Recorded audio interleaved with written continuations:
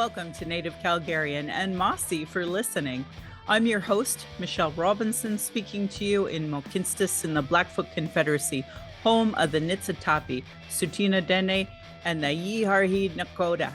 I talk about history, current news, unheard news, book clubs, with special guests to give local or national issues a voice through an urban Satu Dene lens.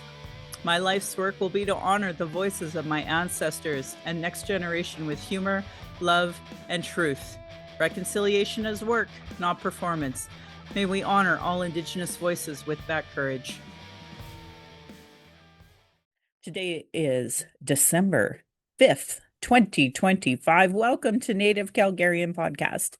If you enjoy hearing Indigenous content by this Satu Dene woman, my Patreon account is Native Calgarian, where you can pledge and support. Thank you, previous donors, for showing your support. For those who cannot afford to give, I'd love to hear from you at nativeyyc@gmail.com, where you can send in your comments or your questions. Also, giving a review helps, whatever medium you're listening from. I have a YouTube channel that you can go and subscribe, or you can go to nativecalgarian.com for the latest podcasts and pin posts on social media. And always remember to share the things you learned to your network. Oki, naganako mekoche chestokomaki. Nara daga de kotsniko tine siku saradi. My name is Red Thunder Woman. My married English name is Michelle Robinson, and I use they, them pronouns. My Dene lineage roots me in the land of the Great Bear Lake Tribe in Treaty 11 in Delaney. I'm a native Turtle Island, and my Dene Nation is uninvited to this area of Clincho Tine Indahe and Satu Dene, meaning many big dog town named after the Calgary Stampede. I was born in Calgary, or in Blackfoot. Mohkinstsis is Michelle Elliott, an English name that has afforded me privilege in an English colonial world. Acknowledging proximity to whiteness is important because the darker the skin, the more racism a person experiences in colonial spaces. My late great-grandfather is Milo Bewell from Delaney. His daughter Alice is my now late granny. My mother and I are Northern Slavey Dene or Satu Dene, but my Indian Act imposed status card by the Canadian government says Yellowknives Dene. Through my father, I am a daughter of the Mayflower and a daughter of the American Revolution.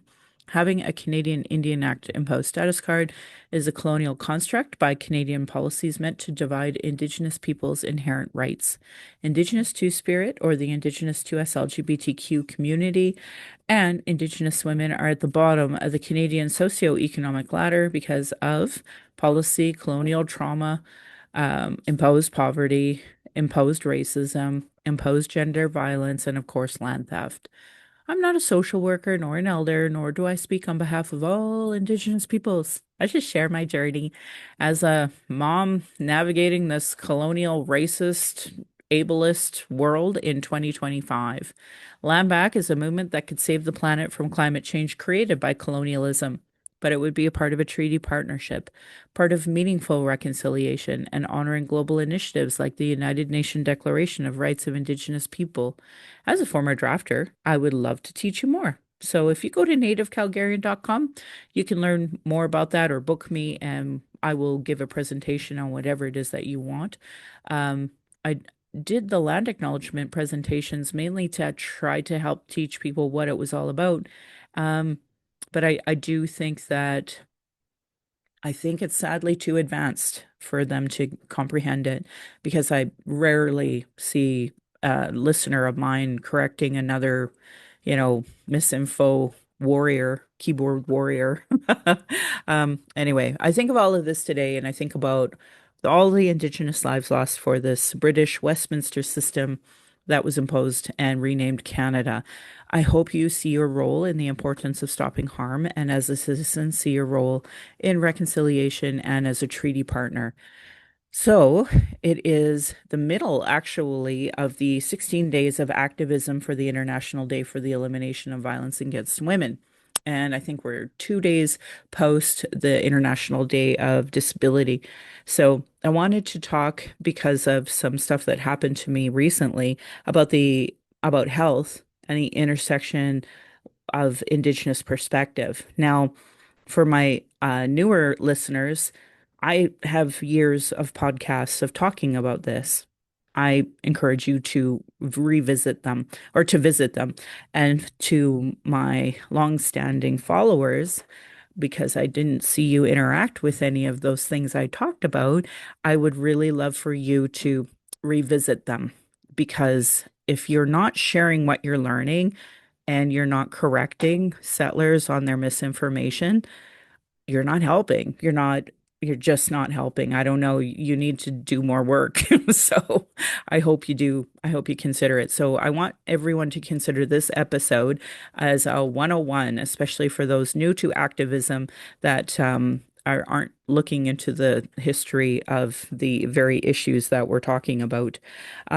So let's start with the basics. Now, a lot of Black content creators, a lot of Indigenous content creators actually talk about racism.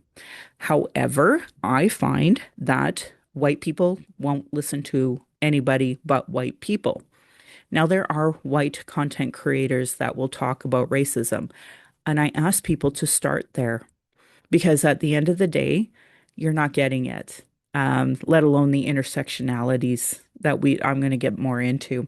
So the two books I always encourage people to read first and actually implement in their life is White Fragility and Nice Racism by Robin DiAngelo. And both of them, especially in Canada, we have so many people who don't understand that they're purporting racism. And I've seen it my entire life. I didn't have the words for it. So for those who are native, colonized natives especially, start there. I actually reference these two books all the time. And I do it for no other reason than to give myself the words of trying to understand what is happening to me afterwards when I'm looping and processing it and feeling that what is coined in here by a Black prof from Chicago as racial battle fatigue. It's that constant being thrown racial slurs, seeing racial slurs. When I open up my social media, that's all I see. I spent my morning coffee blocking a bunch of bots. And I've done that for years since being on social media to try to help protect myself from all of those racist bots that are out there, as well as the well-meaning Canadians that think they're helping. And they're not. They're racist. And so what I find the biggest problem in activism is racism. And it's because people don't want to address racism, which is a root issue in health. And if you look at all the stats, we are disproportionately affected by it. The average living Indigenous woman in Alberta only is 68. Well, I'm about to turn 49.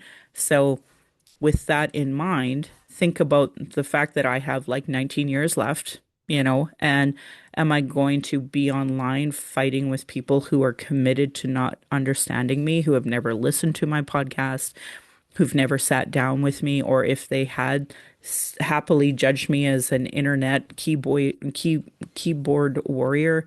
This was a few years ago now where somebody accused me of being a pretend Indian, and all of those people I had face-to-face conversations with that held my Indian Act status card did nothing.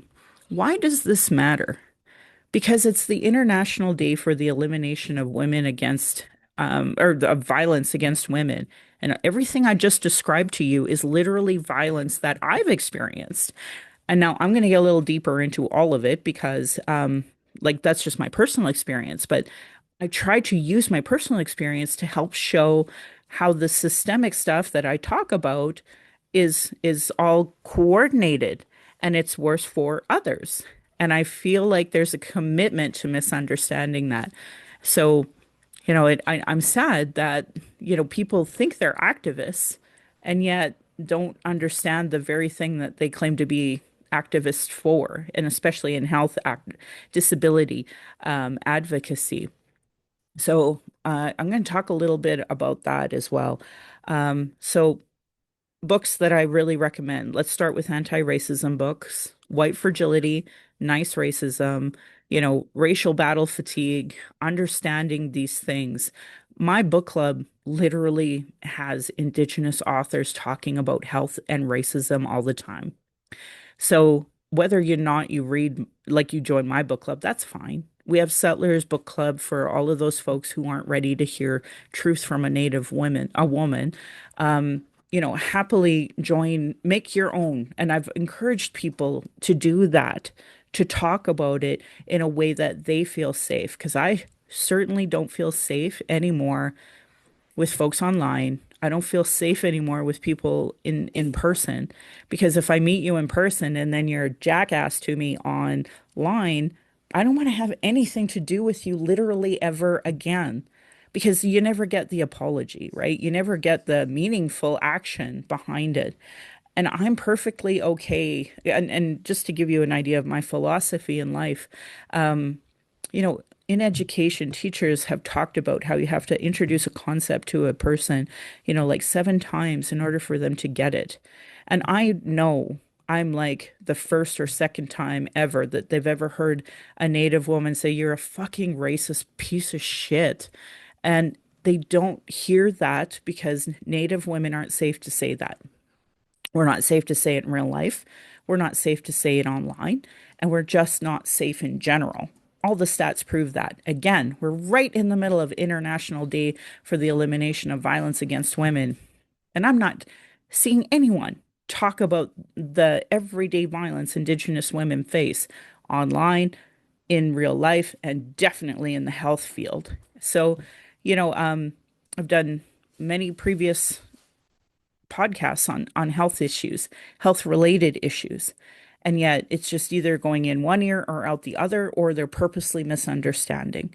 So like let's be real. We are dying. It is a genocide thanks to the purposeful and willing ignorance of everyday Canadians. That is the truth. Indigenous women are facing that violence. We face it every part of our life in every section. So we talked a little bit about some anti-racism resources. I talked about the Indigenous authored books. I've talked a lot about Black authored books on all my social medias. I regularly show and showcase or re-amplify or amplify different voices of Black, sometimes South Asian, lots of different voices, Asian in general. There's so many folks out there talking about racism. You have to be a racist jackass to not be seeing these conversations. But worse, if you are seeing these conversations, how are you not implementing them better in your life? Why are you still standing with that person who's racist? Like, I can't be around you if I know you have no problem putting down some of the Black activists that are in the city. I can't be around that. I can't be around that anymore. Because if you're going to say that about them, I know you're saying it about me or Indigenous women in general anyway, and you're not standing up for us. The other thing about activism is it was interesting because I couldn't make a protest for a million reasons. And the way white activists took that out of context. So basically, I had said the Calgary Herald covered them because they're white and they only cover white things. And so they covered this protest that happened in front of an AISH is a policy that we have here in Alberta that gives a very small minority group of people with disability a little bit of income. Like it's not it's bad. And anyway, they're making cuts in Alberta because we're Alberta and we believe in eugenics and have since the beginning of time, which I've talked about ad nauseum at length. I've talked about how diseases are used as weapons against Indigenous people. I'm going to talk about the United Nations Declaration of Rights of Indigenous People, the treaties, Indian Act policies of poverty and anti-health. The Truth and Reconciliation Commission has a whole section on health. The Missing and Murdered Indigenous Women, Girls, and Two-Spirit Inquiry has 231 calls to justice specifically on health and wellness. and one ear out the other. You're not seeing any white activists talk about this. The Royal Commission on Aboriginal Peoples in 1996 had recommendations specific to health. There's multiple provincial reports with recommendations on health and child welfare. And of course, we don't even talk about the grief. We don't talk about the grief of land theft. We don't talk about the grief of poverty.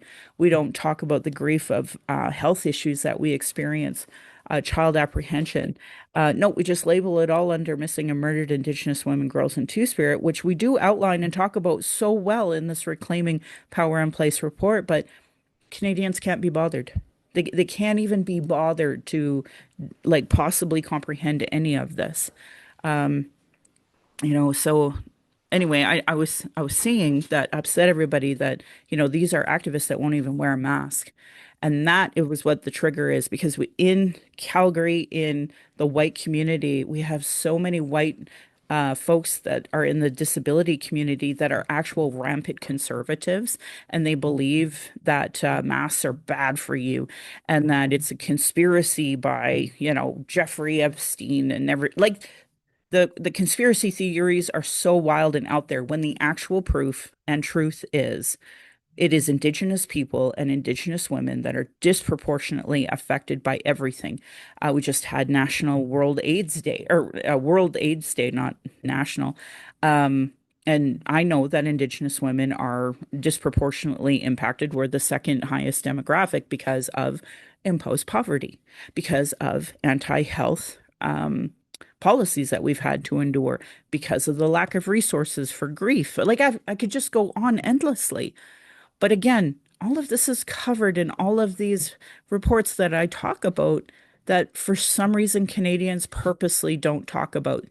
Right now, we're going through a massive problem in Alberta with anti-trans bills being pushed through with the notwithstanding clause. Zero white trans organizations are talking about the 231 calls to justice. This is a queer-centered report. And I know they won't read it because it's for Indigenous people when it actually helps all the Canadians. So it's hurtful. This is the grief I'm talking about. This is the racial battle fatigue that I'm talking about. I'm just tired of trying to engage with local community when it's so clear that they're purposefully against it. They're purposefully ignoring it. And their anti-Indigenous bias is just a part of their fabric and being. And so I just know I don't have a place in activism anymore in my local community because it's just too I I I know what the problem is, and it's just racism. It's anti-Indigenous racism, and I can't engage anymore constructively with people who aren't on the same level as I am. And unfortunately, the only people who understand this are some Indigenous people and not all, because there are a lot of Indigenous people that are happy to basically be that pick me native, that token native, that person that just wants to fit in, or, a person that is trying to keep a job, trying to maintain, we are in survival. So I can't even judge Native people because it's a survival instinct for us. We've had to do it for generations. We have to continue to do it in order to survive this hellhole. And oops, I think I turned that off. Oh, it's all good. What's the worst part about this is that it's willful by Canada, by Canadians, to not know this, because the sooner we die, the sooner the genocide is fulfilled, the sooner they can feel good about the land theft. And that's the shitty part. That's like your enemy is in front of you smiling, pretending to be nice. And that's just the way it works. So just personally, when I experienced racism at the hospital, at the time, there was this wonderful man his anniversary is coming up for his passing. His name was Mamit Bular, and he was a young, sick lawyer in my area, and he was willing to listen, which was a massive change from the Vietnamese MLA that we had beforehand that actually has warrant out for his arrest, and he went back to Vietnam. So this is where my activism really started because I was working with him to get midwifery passed. So it did pass on May 5th is the day of the midwife. And that was 2008 that passed. We finally funded midwifery in Alberta. And what I did was just made the, fiscal reasoning, the economical measures to why it is that we should do that. And what he said to me was, I'm not going to dismiss the doulas and midwives for decades before me that were doing this activism. They laid that groundwork, so I could use that data to show him. And what he said to me was because I didn't have an invested financial interest in it, as i.e., I wasn't a doula, I wasn't a midwife, and I didn't own a company that did midwifery. Because of that, he could just use this as a reason to go forward with it. Now, he also had an aunt who was a midwife. So, so when people like question my commitment to health, it's like, well, one, you don't know my history. Two, if you do know, you don't give a flying fuck. But also, this was something that helped everyone. It wasn't a native only issue. Anyway, I got really involved in the cannabis community because I was offended with police violence in general, but especially on that topic, and especially as it was disproportionately affecting a lot of our military vets. And so I know so many people who use cannabis. My own father had a charge, and because of that, just the time of way back when, he never got it expunged. It's still used against him to this day if he was to travel to the States. Like, it was just stupid. So we finally got that legalized. I joined the Liberal Party, and we had roundtables in our area when I was the president of our riding association, and then it became chairs, et cetera, et cetera. And we had Justin Trudeau willing to do that, and bam, it happened. We legalized cannabis finally. And at that time, that was when I had met a lot of cannabis activists that did amazing work. There was a fellow named Keith and Deb, his wife Deb. They were doing amazing work, and met a lot of others. And unfortunately, it was a lot of that group of that time when I was still kind of, you know, throwing daggers at the government for not acting, not doing enough when it came to, violence against people in general, especially police violence. My area is just disproportionately affected because we're the lower income area, and police always target lower income areas. So that, like, I was just seeing it everywhere. Hawks helicopter was over top of my house all the time, and it's still over the top of my house all the time, which is crazy because we're by the airport and they've had so many near misses. But this is my ADHD talking now. Police violence is a health issue. And a lot of disability advocates don't add that as part of their advocacy, which is beyond something I can comprehend. But it was even some of that group that it was attacking me for my, health opinions. So, again, no concept of what was happening in my life.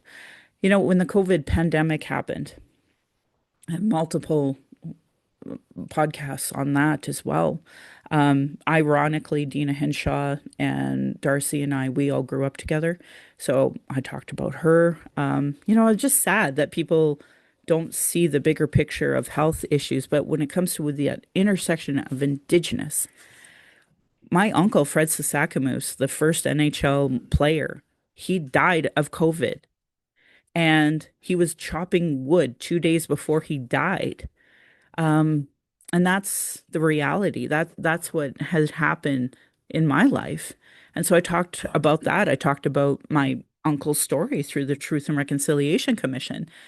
And again, people not paying attention to that. When I contracted COVID and got so sick, and I was always looking into, is it long COVID? Is it you know, some kind of personal um like defection, in the sense that it hit my immune system in this way and now it affects me in that way.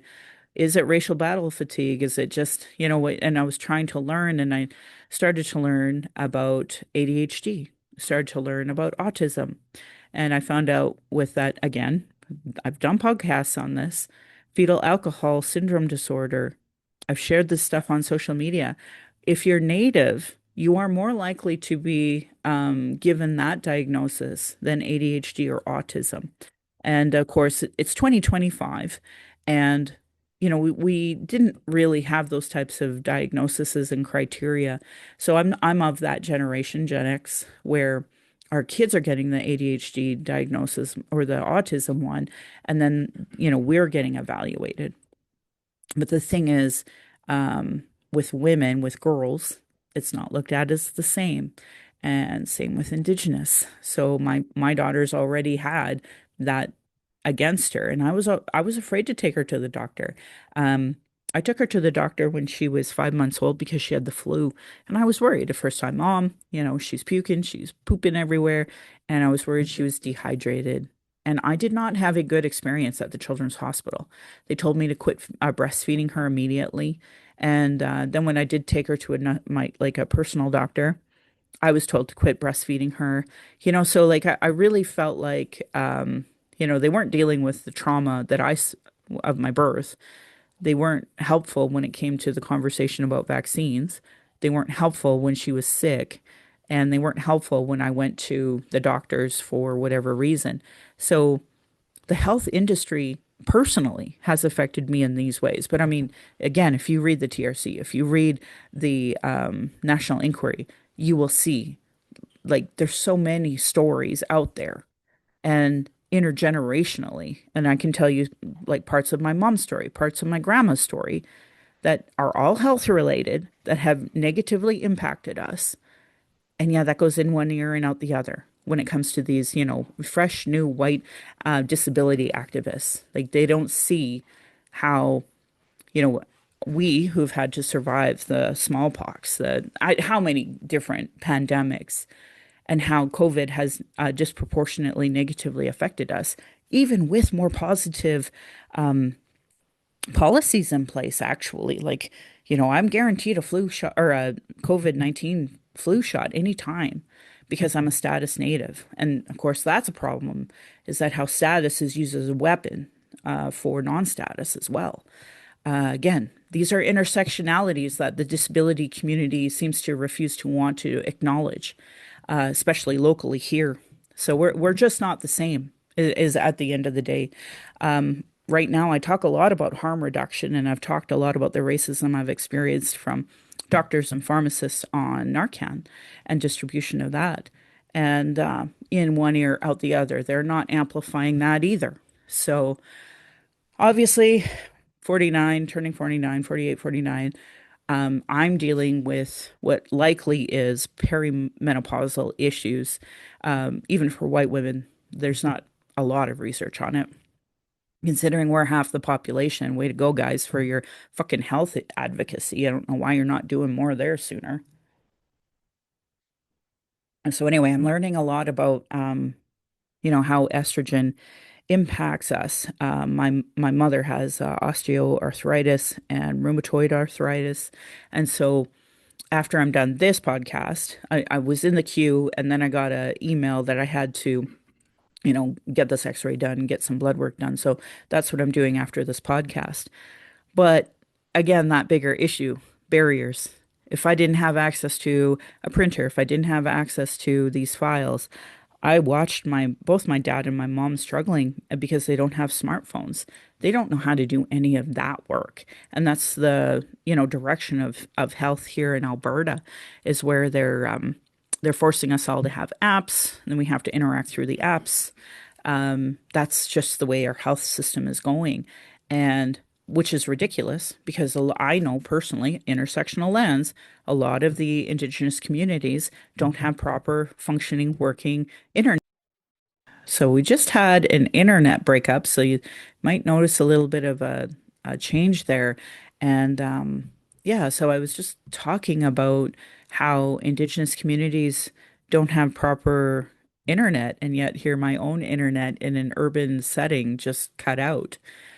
So again, I can't emphasize enough this direction of going online isn't helping Indigenous people and the intersectionalities that we're facing. And my hope is that non-Indigenous people, especially ones who claim to be fucking health advocates, actually start to learn about the intersectionalities of health issues. I follow lots of Black content creators. They are equally disproportionately affected by racism within the health community. So, it's disingenuous for people who are non-Indigenous to be attacking Indigenous content creators about health issues that we're all facing in this damn province. We have trans activists not including 231 calls to justice, literally in the middle of the elimination of violence against women. Like, I just can't wrap my head around it, actually. Like, why people are so racist. And I think that's what the barrier is. It's not them, it's me. I just can't understand how much hate you have to have against women to constantly perpetuate it within health. I can't understand the hate you have against Indigenous people that you got to use health as that weapon. And I don't understand it for Black people. Like, I just don't comprehend why people don't see other humans as humans. And clearly the military industrial complex is pushing this hate against each other, and so many people are falling for it that I can't even interact with them anymore. And it makes me sad because I think that there are people out there talking about it. And that's why, again, it's so important for you to share. If you learned anything, please share it. I think it's really important that we talk about that more and more. So anyway, just back to the COVID, back to the Narcan, back to the, violence against women. Like, we're in the middle of a genocide, and I don't see other people supposedly that are allies using that type of language. So, I just want to throw that out there. If you see yourself as like a disability advocate, like, how are you incorporating these intersections of women, gendered violence against the 2S LGBT community? How are you incorporating, racism within your advocacy? And if you feel so comfortable going after me, you're a fucking racist. There's no nice way to say a sexist racist. There's no nice way to say it. So I have been reading a few different folks on social medias talking about internalized ableism. And so I have an understanding of that at least. But and a few natives obviously internalize racism. I talk about that all the time too. So I just wish people who legitimately cared about this issue would do the work, and I know they don't. So okay. So that's kind of my one-on-one. I hope that people will look into it a little more and maybe learn a little more of the history, read a book. It doesn't have to be my book club. Just read a damn book. Maybe that'll help you. Read a report. Maybe that'll help you. Go back, read, listen to other podcasts on these issues because I do. I do all the time. APTN is like a respectable news agency. They have lots of information on this. There's so much out there. I don't know. I can't convince people to look at me as a human being anymore. I just can't. And so I hope my bigger message here is this. You can hate me. I don't give a shit. But the hate that you have against Indigenous people is what is affecting my daughter and will affect the next generations. And which is why I die or other people in my demographic at 68. And you have the ability to do more. And why you choose not to just shows that, anti-Indigenous racism and that happiness to see us dead so you can feel good about the land you stolen or your ancestors stole. We could live together. And if you read these reports, you would see we are not here for, I don't know, we're not being vindictive. It's just our land and our resources. And we were willing to share as treaty partners. And your choice not to buy into that is your choice. So my hope is we can start getting on the same page with that. Anyway, well, that was a weird technical glitch we had. I'm going to blame Rogers on it. We tried calling them. It's a whole story. So We ended on December 5th. Today is now December 7th. And I hope you enjoyed the first part. And the second part, I just wanted to touch on a few things before we ended. And so, moving on, I had this really funny thing happen on TikTok. For a lot of folks, going viral means, you know, hundreds of thousands of views. I'm not that person. I'm not that cool. So for me, when I got 40,000 views on something, I was like, what the heck? And out of all things, it was Campbell's Soup. I had made a joke that basically, Campbell's Soup was for the rich people, that you're getting a brand name, and for us poor people, we still get whatever's on sale or the no name brand. And apparently that hit hard with at least 40,000 people, and a few other folks commented. So that was kind of a funny moment that happened. And for a little more context for folks who don't know, one of the upper folks at Campbell's was caught on tape, basically saying Campbell's soup is crap. And, there was a lot of public outrage. It sounded like somebody had lost their job over this, and, rightfully so from most people's opinion. And I just thought it was kind of funny because, these are folks that are still in a different demographic than I am. And yeah, it turns out that really hit with a lot of people. So that just kind of cracked me up. Something else that happened this week was that Dave Chappelle actually came to Edmonton and Calgary. And normally I wouldn't talk about that, except the amount of hate against trans people that are already, bubbling up, and the terrible work that Daniel Smith has done. And apparently, Dave Chappelle, he didn't understand he was doing a sermon. So he was preaching to his choir. And of course, transphobic, arrogant, drunk Albertans that would pay for a ticket to go see him absolutely were, heckling him and being as disgusting human beings as anybody who would laugh at his jokes would be. And I guess it really upset his feelings. Apparently, at every show, he forces everybody to not have their cell phone on them. It sounded like Calgary wasn't even slightly prepared for that. So for me, it was just funny watching all of this. But what's not funny is this is a person purporting transphobia having his target audience and him realizing he might actually be contributing to the harm in the world. So I couldn't be happier for Dave Chappelle, and I couldn't be happier for Edmonton and Calgary to show their true roots of what bigots we can all be, because I live it every day and so many people don't believe me. But at least now a little spotlight was put in all of that hate. Quick touch on the recall petitions. One of the things that it really bothers me that people aren't talking about. The only reason why these recall petitions were even started by the UCP was because they really hated Jyoti Gondak. You have, an educated person. She's first and foremost a doctorate. Now she's experienced. She yeah, obviously is a brown woman. And Albertans hate to acknowledge that. Even somebody who ran against her, who's like, pro women in politics, like I was shocked at that's the narrative that's missing from these recall petitions. This was only created because of the hate towards a brown educated woman. And now here we are probably going to have an early election thanks to the hate that so many Albertans have against an educated brown woman. So I don't know. I wish more people were talking about that. Something really sad that I had seen was nationally. This was in Ontario. I believe it was in Ontario. There was these children who were singing for Remembrance Day. They were all brown. Some had turbans on. Holy cow, reading the comments section of hate against these children singing for Remembrance Day. Folks, I can't emphasize enough.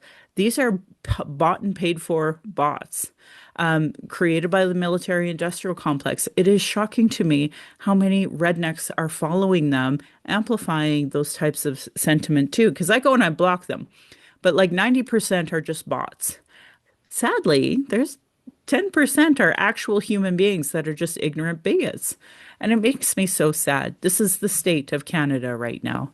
The AFN had a special Chiefs Assembly. So much came out of that. If you were to Google it, you'd see so many things. And because we're recording now 2 days later, a wonderful thing had happened where some of the artifacts that the Catholic Church stole has been repatriated back to Canada.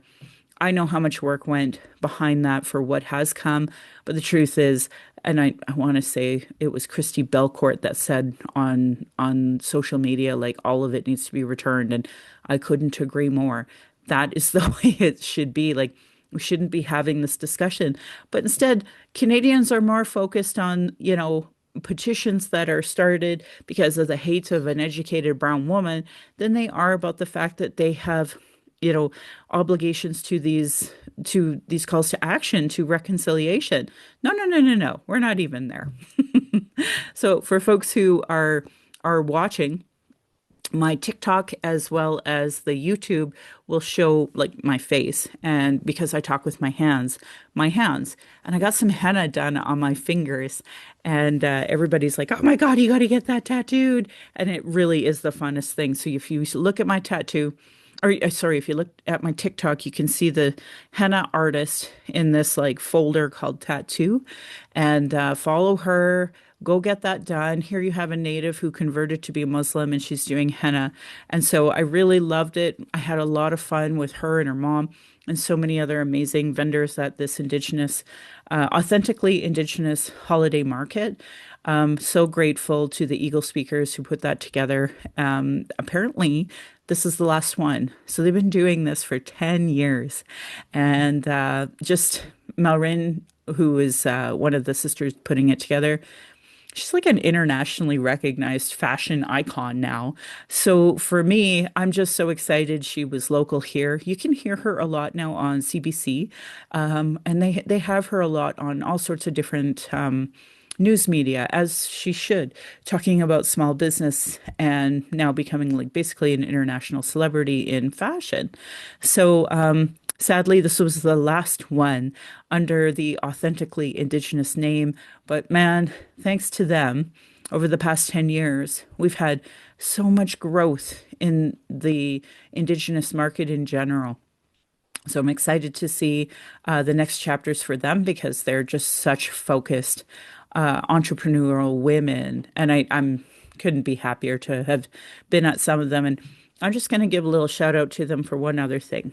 Uh, Years ago when I first started my podcast, they even let me at a table. These are just good people trying to do good in the world. And Autumn, long history with Idle No More. She's just a powerhouse trying to do better for her entire community. And because they're Blackfoot, it is important to always acknowledge that this is their territory. And I really appreciated all the work they did and very inclusive to all of the non-Blackfoot nations like myself. Non-Treaty 7 people like myself. I should even take that a step further. So just grateful so much for so many people who, do this great work. I was able to get a whole bunch of Christmas shopping done and hopefully some more in the future as well. Anyway, wanted to end on a positive note like that always. So if you are interested in learning more about Indigenous people, even for me, reclaiming who I am, our book club is on Monday, remembering our relations. These are the Fort Chippewa Dene elders talking about when the wood buffalo park was created and how that was used as a method of displacement and to force Indigenous people off their lands. It's heartbreaking for folks who have read Clearing the Plains. It's that level of heartbreak. And I think it's important for all Albertans to understand the history of that, of Alberta in general, but how Parks Canada and parks in general have been used as a tool against Indigenous people and how it's ruined our way of life, but also the ecosystem. So I hope that people will consider reading it, even if you don't join our book club. And again, if you do read a book that's Indigenous, likely we've done a podcast on it. So you're more than welcome to dig it up and make a comment and go from there. The Reconciliation Action Group, as always, doing fantastic work. One of our latest releases, we actually tried to contact the Calgary Public Library about removing some Indian residential school denial books. And so, just like I've asked folks on TikTok who followed me during the elections to ask certain questions, I'd love to see people contact their libraries, see if they have these Indian residential school denying books, and ask them to remove them. Because we would never promote books that denied the Holocaust, for example, and yet we still do that. So it's interesting how much effort people will put into denialism over reconciliation. So if you are a person that claims to be an ally, please do this work so that we can all move forward in a better way. It shouldn't be Indigenous people that have to write these types of letters. So I'm quite grateful for the Reconciliation Action Group, doing this work and moving this forward in a good way. I want to say Masi Cho to my ancestors, to my granny, to my mom of what strength looks like through your example. I want to thank my dad for being blunt and strong, my stepmom for showing me her proud culture. I want to thank my husband, Darcy. He produces, he edits, he is my husband, he's my childhood friend, father of our child. He supports my journey down the red road. He's witnessed decades of racism, sexism, and now ableism. To our child, we are blessed to learn from you daily. We are honored you chose us. You give me daily accountability to be a better and stronger person. I just hope my family will be proud of us discussing these present day issues with everyone. And I always end with a funny story, and I wanted to talk about my fear of heights.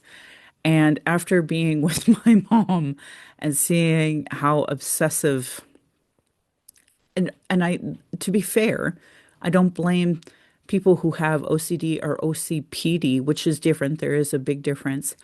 When you're forced to mask and mask and mask and mask and mask and mask and mask, no wonder you develop OCPD if she's not diagnosed. I'm just projecting. So anyway, because of that, I just have been pushing myself over the heights issue. I had found out through my car accident that there is a chance to have PTSD from that. Now, I was hit on an off ramp, and so I can see when I was told that why I might have PTSD when I do heights. So when I do like the Fifth Avenue flyover, or because I've been going to and from Braeside, I've been doing the Crowchild bridges that go over the bow. And I've just been pushing it and pushing it because I want to make sure I don't get obsessive and start avoiding places that I want to do. So I finally went over the Fifth Hour flyover now that it's been, months and months, well, years of construction, and it's finally open. And I didn't have a panic attack. So that was good.